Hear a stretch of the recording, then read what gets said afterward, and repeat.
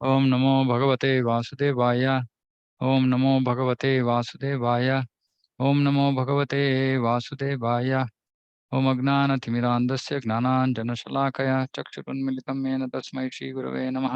श्रीचैतन्यमनोभीष्टं स्थापितं येन भूतले स्वयं रूपकदा मह्यं ददाति स्वपदान्तिकं। वन्देऽहं श्रीगुरो श्रीयुतपदकमलं श्रीगुरून् वैष्णवांश्च श्रीरूपं सागरजातं सहगणरघुनाथान्वितं तं सजीवं साद्वैतं तावदूतं परिजनसहितं कृष्णचैतन्यदेवं श्रीराधा कृष्णपादान् सहगणललिता श्रीविशाखान्वितांश्च।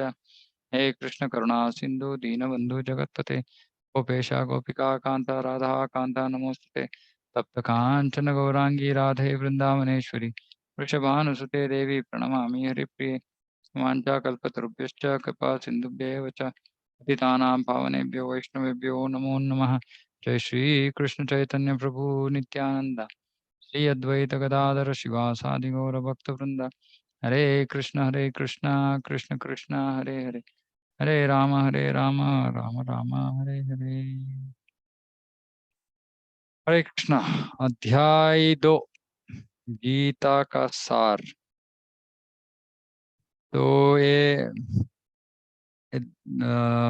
इस अध्याय में सच में ये गीता का सार है। तो अगर हम इस अध्याय को अच्छी तरह समझे तो भगवत गीता का जो मुख्य उपदेश है उसको हम समझ सकते हैं। तो इसमें बहुत सारे सारांश है। तो इसका मतलब है कि बहुत सारे विषयों के बारे में कृष्ण अर्जुन को बोलेंगे अभी। तो हम एक एक करके बहुत सारे श्लोक इसमें हम बहुत गहरी तरह से पढ़ेंगे। पहले अध्याय जैसे नहीं कि हम ऐसे बहुत जल्दी खत्म कर दिया हमने पहले अध्याय, क्योंकि उसमें इतने दूसरे अध्याय के कंपैरिजन में इतने मुख्य अंश नहीं थे। अभी इस दूसरे अध्याय में बहुत सारे अभी देखिए, अभी हम इस श्लोक में एक ही वाक्य में हम पूरा आज इसी के ऊपर चर्चा करेंगे, इतना महत्वपूर्ण है। तो मैं श्लोक पढ़ूंगा। संजय उवाच तं तथा कृपयाविष्टम् अश्रुपूर्णाकुलेक्षणं विषीदन्तम् इदं वाक्यम् उवाच मधुसूदनः। संजय ने कहा, करुणा से व्याप्त। हर एक शब्द का ऊपर आप शब्द सुनिए। करुणा से व्याप्त, शोक युक्त, अश्रुपूरित, अश्रुपूरित नेत्रों वाले अर्जुन को देखकर मधुसूदन कृष्ण ने ये शब्द कहे। तो अर्जुन का वर्णन क्या है? अर्जुन, पिछले श्लोक में हमने देखा कि वो उसका अपना गांडीव छोड़ दिया, छोड़ के रथ पे बैठ गया कि मैं युद्ध नहीं कर सकता। क्यों? वो अपने सब रिश्तेदार बंधु मित्र सबको देखा और वो सोच रहा है कि मुझे क्यों करना है, क्यों इन सबको मारना है मुझे। तो आखिर में वो नहीं होता है, वो अपना गांडीव छोड़ के बैठ जाता है। तो उसका अभी मनोभाव क्या है वो इस श्लोक में हमको पता चल रहा है। वो करुणा से व्याप्त है। करुणा से व्याप्त, शोक युक्त है, बहुत दुखित है, बहुत दुखित है। अश्रुपूरित नेत्रों, कौन? क्षत्रिय, अर्जुन जैसे क्षत्रिय, उसका क्या हाल है? अश्रुपूरित नेत्रों वाले, रो रहा है। इससे इतनी बुरी हाल है उसका, बुरा हाल है।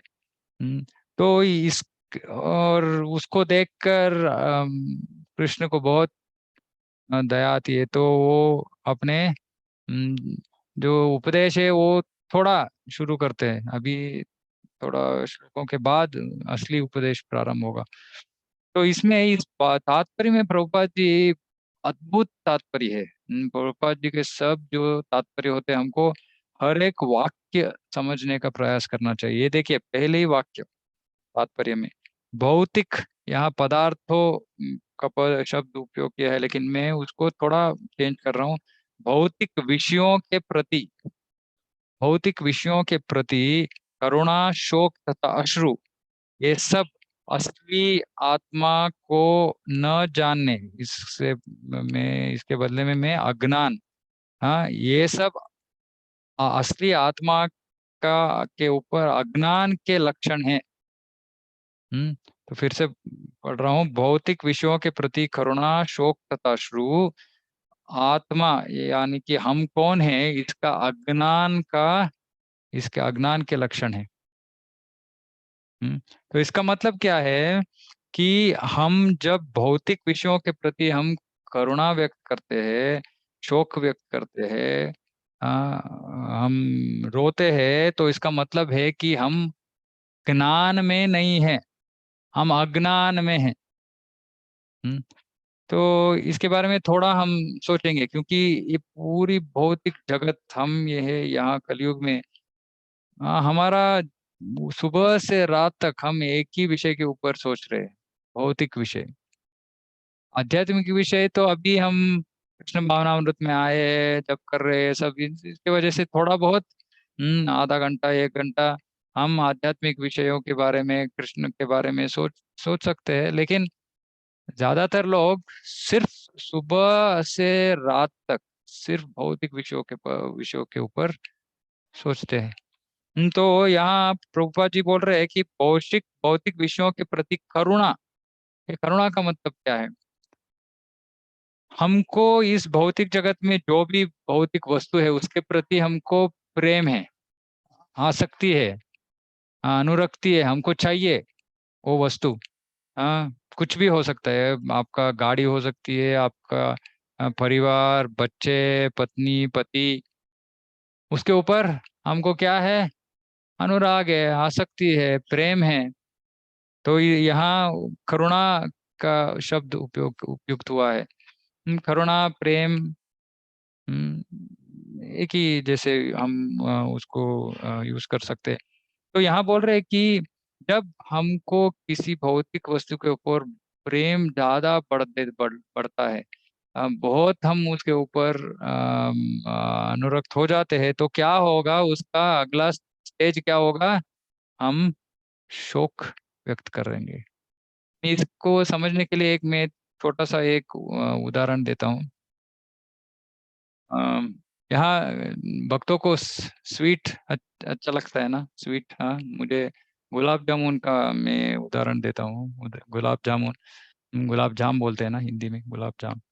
हम्म, तो अगर किसी को, या रसगुल्ला, जो भी आपका जो फेवरेट स्वीट है, बहुत अच्छा लगता है गुलाब जाम, तो हम खाते हैं, रसगुल्ला खाते, एक खाते, बहुत अच्छा, बहुत अच्छा, बहुत दिन हो गए। हाँ, दो खाते, वो मस्त। भी कोई आता है और हमको देखता है मंदिर में, अरे प्रभु जी, आप तो इतने दिनों के बाद आ रहे हैं। हम्म, ये लीजिए एक और रसगुल्ला मेरे तरफ से। अरे बाबा, अभी तो दो हो गया, अभी आप, ठीक है, आप ले रहे तो हम खा लेंगे। तो तीन खा लिया, तीन खा लिया। अभी कोई और आता है और बोलता है, अरे प्रभु, आप तो यहाँ, मैंने तो लास्ट टाइम आपको यहाँ इधर उधर देखा था, उधर देखा था, आज तो फेस्टिवल है। हाँ, ठीक है, मेरे मेरे तरफ से एक और रसगुल्ला। अभी हमारा हालत क्या होगा होगा? एक रसगुल्ला तो हमको बहुत आनंद आनंद हुआ, एक रसगुल्ला खाने से, तो ठीक था, अच्छा, ओके। अभी सिर्फ, अच्छा, वो लिमिट हो गया, अभी उससे ज्यादा नहीं। अभी 3 4 5 हो जाता है, तो क्या होता है, रसगुल्ला को हमको अभी बहुत सारे दिन हम रसगुल्ला की तरफ देखेंगे नहीं। तो इसका मतलब क्या है कि भौतिक जगत में जब हम किसी वस्तु, किसी व्यक्ति, किसी वस्तु के ऊपर जितना चाहिए उससे ज्यादा अगर हम अनुरक्त हो जाते हैं, उसके ऊपर अटैच हो जाते हैं, तो भौतिक जगत में उससे हमको दुख मिलता है। याद रखिए इसको। जब हम ज्यादा करते हैं, किसी चीज के ऊपर ज्यादा अनुरक्त हो जाते हैं, तो उससे हमको दुख मिलता है।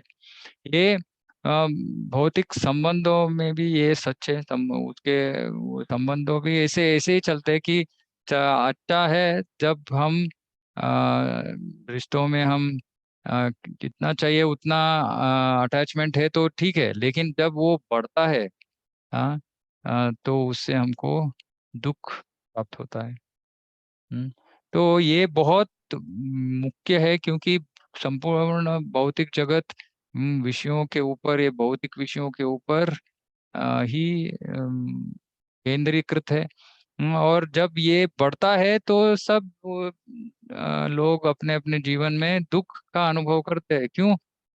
हम्म क्योंकि उस भौतिक विषय से सुख भी मिलता है, लेकिन जब वो ज्यादा होता है, हाँ, जितना चाहिए उससे ज्यादा हो जाता है, तो उससे दुख भी प्राप्त होता है। हम्म, जैसे पर कि अभी तो हमारा। हाँ अभी ध्रुव। जैसे अभी जैसे अंबानी के पास पैसा आ गया, तो बहुत सारा पैसा आ गया, तो वो दुखी हो गया क्या? दुखी होता है ना, क्यों दुखी नहीं होता है? उसको कितना टेंशन होगा अभी, इतना है बिजनेस, ये बिजनेस को कैसे संभाले, अभी देखिए, ये तो हम भगवत गीता भागवत से सीखते हैं कि हम जब बहुत धन कमा लेते हैं तो हम बाहर से देखते हैं लोगों को और सोचते हैं कि ये तो अभी बहुत खुशी की स्थिति होना चाहिए, उसका इतना सारा धन है, लेकिन उसका टेंशन अलग है। उसका टेंशन क्या है? मेरा तो 100 करोड़ है, मुझे अभी 200 करोड़ बनाना है। हाँ, तो ये हमारा जो इच्छा है उसका कुछ लिमिट ही नहीं है ना, तो ये तो सतत चलता ही रहता है। तो ज्यादा आने से क्या होगा? ज्यादा टेंशन लाइफ में। हाँ, कौन ज्यादा हॉस्पिटल जाते हैं? टेंशन वाले बिजनेस लोग। ये तो नॉर्मल है, जब भी हम हमारे पास कुछ भी हो, हम उस ज्यादा है और उसके ऊपर, अभी अभी देखिए, अभी किसी के पास मर्सिडीज बेंज है, उसके पास 10 मर्सिडीज बेंज है, तो वो एक क्रैच हो गया तो उसको कुछ, उसके बारे में कुछ चिंता नहीं होगा। हम्म लेकिन किसी के पास नहीं है तो वो एक ही, हम एक मारुति है हमारे पास और उसका कुछ हो गया तो हम दुख हमको दुख प्राप्त होता है। तो इसका मतलब है कि हर एक का एक लिमिट होता है। अगर उसको उसका 100 करोड़ का लिमिट है, हमारा 1000 का लिमिट हो सकता है, लेकिन सबके जीवन में जब हम हमारे जो लिमिट होते हैं उससे जब ज्यादा होता है तो दुख होता है। ये तो नॉर्मल है। हाँ, कौन है जो दुख में नहीं है, जिसके पास कुछ भी नहीं है? हाँ, भागवत में बोलते हैं कि कौन जो अकिंचन है, अकिंचन, अकिंचन का मतलब है उसके पास कुछ भी नहीं है, वो तो बहुत आसानी से भगवान का नाम ले सकता है। इसका मतलब ये नहीं कि हम सब छोड़ दे, लेकिन शास्त्रों में भी किया गया है, कहा गया है कि जब हम ये सब ज्यादा होता है तो हम उसमें डूब जाता है, जो डूब जाते हैं, और भगवान के प्रति, भगवान की भक्ति, भगवान के लिए समय, ये सब हम निकाल नहीं सकेंगे। और वो जो वस्तु है उसके ऊपर ही हमारा पूरा मन उसमें ही लग जाएगा, उसमें ही, हाँ, थोड़ा ऊपर नीचे हो जाएगा, तो उसकी वजह से दुख दुख ये सब हम अनुभव करते हैं। हाँ। तो ये है, ये यहाँ अर्जुन इतना बड़ा योद्धा है, उसका क्या इतना छोटा सा युद्ध है, एज इन, और इससे बहुत सारे युद्ध अभी जीत जीत चुका है, और ये इतना बड़ा युद्ध नहीं है कि वो इतना शोक में ग्रस्त हो गया है। लेकिन शोक का कारण क्या है? शोक का कारण है कि सामने वाले सब बंधु मित्र है। हाँ, तो इसका मतलब है कि हम जब किसी भौतिक विषय पे बहुत, अभी हमारे बच्चों के बारे में सोचिए, हमको इतना हमारे बच्चों के ऊपर प्यार है। हाँ, उनको कुछ भी हो गया और थोड़ा सा फीवर हो गया तो माता पिता बहुत टेंशन में आ जाते हैं। क्यों? हाँ, लेकिन बाजू वाले हमारा नेबर का बच्चा है, उसको फीवर आया तो हम क्या इतना तो सोचते क्या? क्यों? क्योंकि संबंध है, रिलेशन है। हम्म तो भौतिक जगत में सब कुछ ऐसे ही है, मैं और मेरा, संपूर्ण जगत इसके ऊपर ही चल रहा है। हाँ, मैं मुख्य हूँ सबसे। हम प्रभुपाद जी बोलते हैं कि अगर कहीं हम कुछ अपाय स्थिति में है, कुछ डेंजर है, तो क्या करते हैं हम? पहले हम भागते हैं, हाँ, फिर उसके बाद में इधर उधर देखेंगे। क्योंकि सबसे ज्यादा हमको इस भौतिक जगत में मैं ही प्रिय हूँ। हाँ, उससे उसके बाद मेरा परिवार, एक्सेट्रा एक्सेट्रा। और फिर मेरा, जो भी मेरा है, मेरा कार है, मेरा घर है, मेरा ये है वो है, वो सब मुझे बहुत प्रिय है। तो इस ऑर्डर में ऐसे हमारा जो अटैचमेंट है ऐसे चलता है। तो जहाँ हम बहुत अटैच्ड है तो उससे दुख तो गारंटीड है भौतिक जगत में। जिस वस्तु के प्रति हमको बहुत प्यार है, उस वस्तु से हमको दुख प्राप्त। हम्म, ये तो भौतिक जगत का नियम है, क्योंकि ये बहुत आसान है। कर्म फल से हमको सुख और दुख मिलता है। और कर्म फल एक ही व्यक्ति से हमको दोनों सुख और दुख मिल सकते हैं। इसीलिए हम जो हमारा जो शादी होती है, पति पत्नी का जो संबंध है, वो दोनों क्यों उनका शादी होती है, क्योंकि उनका परस्पर का जो कर्मफल का एक्सचेंज है वो सबसे ज्यादा रहता है। इसीलिए वो उनको उस गृहस्थ जीवन में वो आते हैं और कर्मफल का विनिमय करते हैं, एक्सचेंज करते हैं। मेरे से तुमको दुख होना है, तुमसे मुझे दुख होना है, ऐसे चलता रहता है। तो ये भौतिक जगत का नियम है, ऐसे ही चलता है। हम्म, तो यहाँ बोल रहे हैं कि इतना पहले विषय भौतिक विषयों के ऊपर इतना हमको इतना अटैच्ड होना नहीं चाहिए। ये सब के लिए थोड़ा हम अभी जो रिलेशन है सब हम भौतिक दृष्टि से देख रहे हैं। मेरा कुटुंब है, मेरे बच्चे, ऐसे देख रहे हैं। लेकिन हमको किस दृष्टिकोण से देखना है कि सब ये आत्मा है, भगवान के बच्चे हैं। और मेरा एक रिस्पॉन्सिबिलिटी है कि मैं इन सबको अभी उनका देखभाल करूं, ये मेरा कर्तव्य है इस जन्म के लिए। तो ऐसे हमको समझना है कि हमको इस रिलेशंस को भौतिक दृष्टि से नहीं देखना है, आध्यात्मिक दृष्टि से देखना है। ये हम धीरे धीरे हम सीखेंगे। लेकिन यहाँ पहले वाक्य यही बोल रहे हैं कि भौतिक विषयों के प्रति करुणा, शोक तथा अश्रु। हाँ, अभी हम कोई हमारा रिश्तेदार है जो अगर गुजर जाते हैं तो लोग रोते हैं। क्यों रोते हैं? हाँ, क्योंकि वो भौतिक वो संबंध था, वो भौतिक रिलेशन जो है अभी नहीं मिलेगा, वो व्यक्ति नहीं मिलेगा, उसके साथ हम बात नहीं कर सकते। तो ये क्या है? ये भौतिक है। क्योंकि वो तो आत्मा वो अपना देह छोड़ दिया और दूसरा देह मिलता है उसको, वो उसका उसका जर्नी तो वो चल रहा है, वो कहीं अटका नहीं है। लेकिन हम ही दुख में अटक जाते हैं। वो ये तो चला गया, अभी मैं कैसे जीऊं उसके बिना। अब वो तो गया, वो हमको छोड़ के गया, वो कहीं और उसको देह, नया देह मिल गया, वो उसका नया जन्म शुरू हो गया। लेकिन हम यहाँ अटक गए। क्यों? भौतिक आसक्ति, भौतिक अनुराग। और ये सब जो रोना धोना ये सब है ना, भौतिक कारण, भौतिक विषयों के कारण रोते हैं। अभी बहुत सारे अभी पुरुष लोग इतने रोते नहीं है। अर्जुन यहाँ रो रहा है, लेकिन ज्यादातर माताएं रोती है। मेरा पति मेरा कुछ समझता नहीं, मेरा देखभाल नहीं करता, ये वो इतने सारे विषय रहते हैं। उसने मेरे रिलेटिव ने ऐसे बोल दिया, वैसे बोल दिया, दुखित है। इस सब का कारण क्यों, क्या है? सबका कारण है टू मच अटैचमेंट। अगर किसी ने हमको कुछ बोल दिया और हम कहेंगे ठीक है, ये तो मेरा कर्म फल था, मैं इसके ऊपर क्यों इतना अटैच हूँ, तो दुख नहीं होगा हमको। लेकिन हम ऐसे नहीं सोचते, हम सोचते हैं, ये कैसे मुझे ऐसे बोल सकता है, मैं भी उसको वापस दूंगा, ये वो। तो भौतिक विषय में हम अटक जाते हैं। हम्म तो जिसके, ये सोचिए, जिस वस्तु के ऊपर हमको इतना अटैचमेंट नहीं है, उससे हमको इतना दुख नहीं आता है। एग्जाम्पल, हमारा एक पुराना साइकिल है, सोचिए।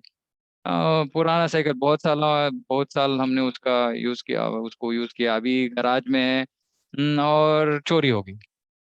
ठीक है ना? क्या हुआ? इतने साल से था, ठीक है, गया।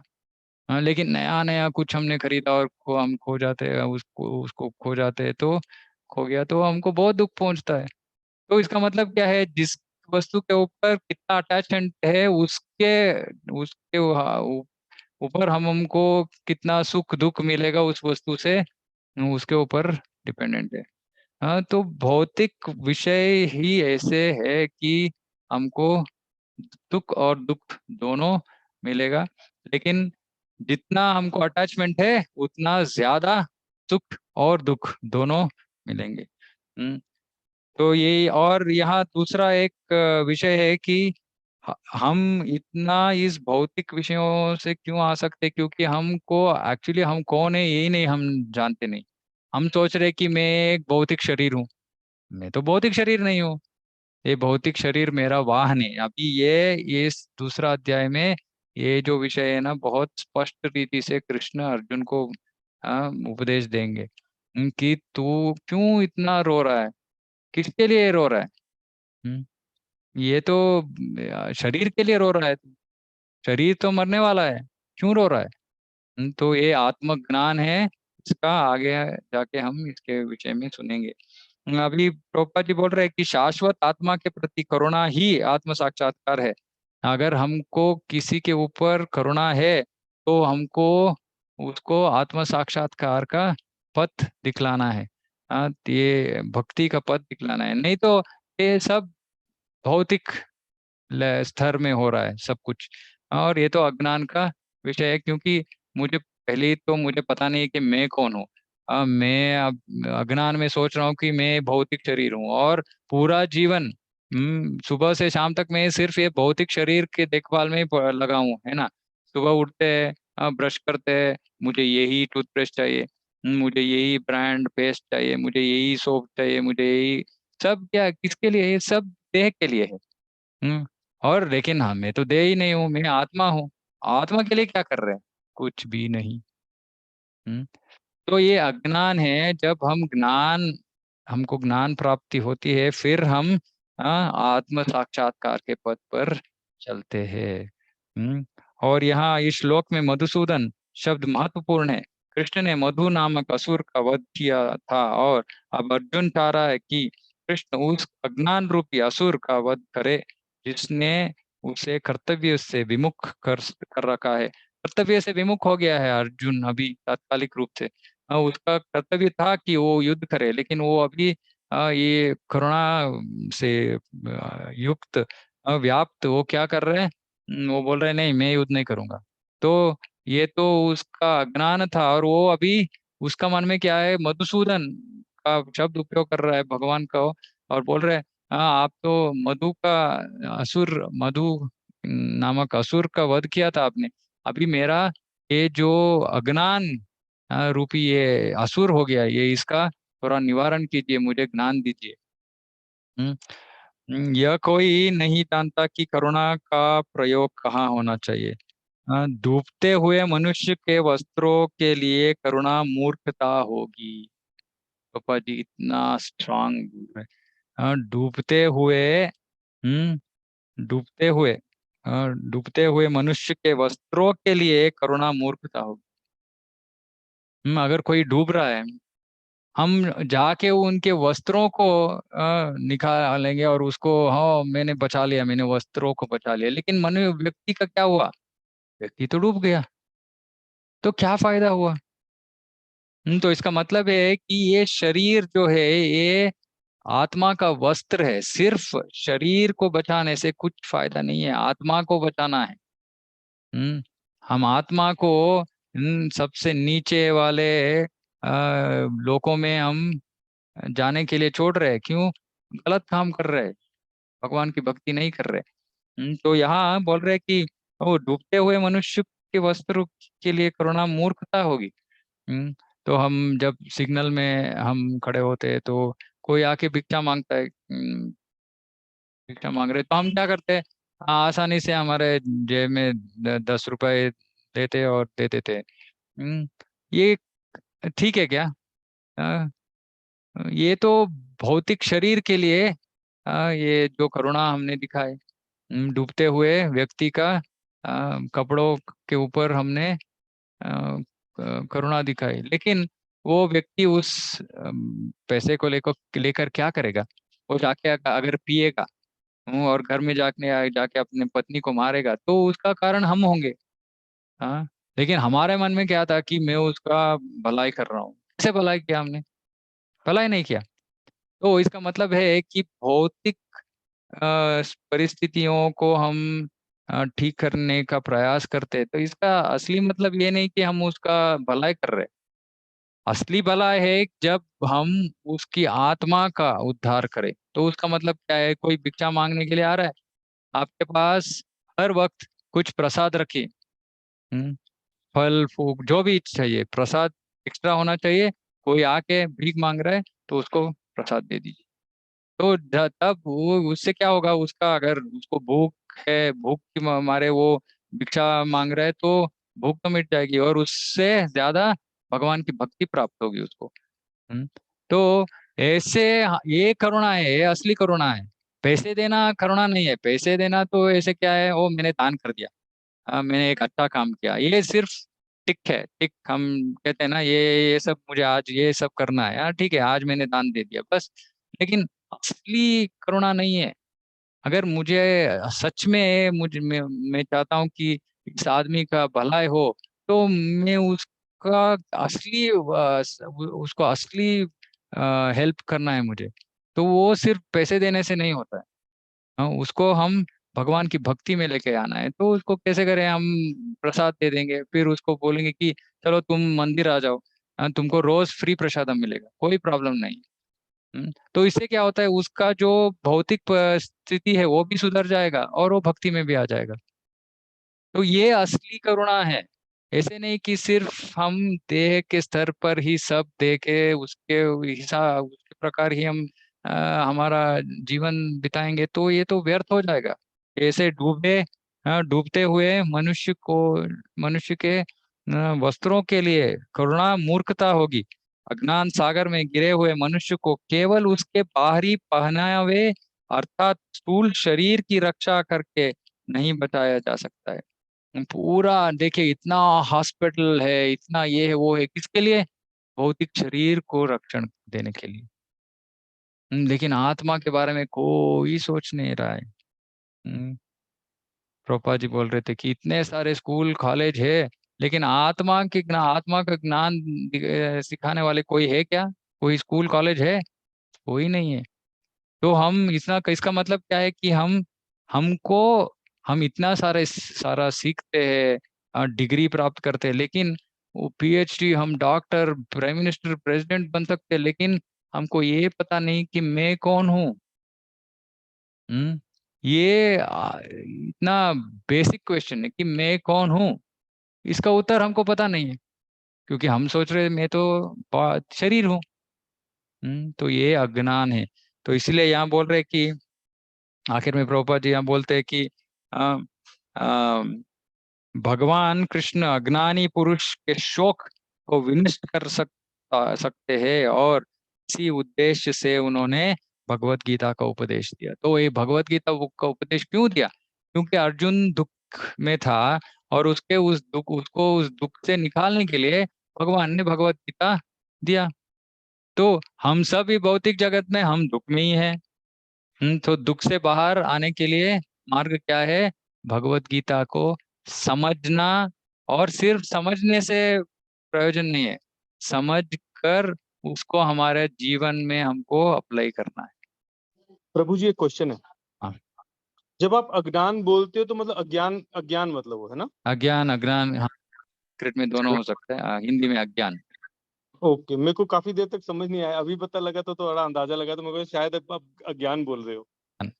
ओके। यह अध्याय हमें भौतिक शरीर तथा आत्मा के वैश्लेषिक अध्ययन द्वारा आत्म साक्षात्कार का उपदेश देता है, जिसकी व्याख्या परम अधिकारी भगवान कृष्ण द्वारा की गई है। यह साक्षात्कार तभी संभव है, ये सुनिए, यह आत्म साक्षात्कार का मतलब क्या है? कि मैं आत्मा हूँ, इसका साक्षात्कार का मतलब है अनुभव, जानना, आ, उसका अनुभव करना। Self realization. Self realization, realization का मतलब क्या है? ये सिर्फ ज्ञान नहीं है, इसको विज्ञान बोलते हैं। विज्ञान का मतलब है कि अनुभव करना, कि मुझे एक्चुअली मैं एक्सपीरियंस कर रहा हूँ कि मैं ये बॉडी नहीं हूँ, मैं देह नहीं हूँ, मैं आत्मा हूँ, उसको आत्म साक्षात्कार बोलते हैं। तो ये थोड़ा आगे जाके मैं और इसको एक्सप्लेन करूंगा, लेकिन यहाँ बोल रहे हैं कि यह साक्षात्कार तभी संभव है जब मनुष्य निष्काम भाव से कर्म करे और आत्मबोध को प्राप्त हो। तो इसमें एक बेसिक रिक्वायरमेंट है कि हम जब कब इस ज्ञान को हम अपने जीवन में अप्लाई कर सकते हैं, जब मनुष्य निष्काम भाव से कर्म करे। अभी तो सब लोग अभी निष्काम नहीं, काम भाव से काम कर रहे हैं। इसका मतलब क्या है? मुझे काम करना है, मुझे पैसा कमाना है, मुझे ये करना है, मुझे वो करना है, बहुत बहुत सारे कामनाएं हैं, उसके कारण हम काम कर रहे हैं। लेकिन पहले अभी इस अध्याय में कृष्ण अर्जुन को बोलता है कि तुम तो एक जो कर्म का विषय में बहुत सारा ज्ञान अभी आगे हमको मिलेगा, वो बाद में डिस्कस करेंगे। लेकिन इसका इसका जो साक्षात्कार तब हम जब जब होगा, जब हम ये निष्काम भाव से काम करेंगे। निष्काम भाव से काम करना है, तो ये हमको पहला जो उपदेश है भगवान का, वो अभी आ रहा है, अभी अगले श्लोक से शुरू होगा। तो ये इस अध्याय में हम ये से बहुत बेसिक बेसिक विषयों के बारे में चर्चा करेंगे, जो हमको इतने साल में हमको किसी ने बताया नहीं। हाँ, किसी ने अभी तक स्कूल कॉलेज में बताया कि आप देह नहीं हो, हाँ, मन नहीं हो, आत्मा हो, कोई इसके बारे में बात नहीं करता है। तो ये इतना महत्वपूर्ण ज्ञान है कि सबको सबको इस ज्ञान को प्राप्त करना है और अपने जीवन में उसको अप्लाई करना है। तो इसके साथ मैं यही विराम देता हूँ। किसी को कुछ है तो पूछ सकते हैं। कृष्णा।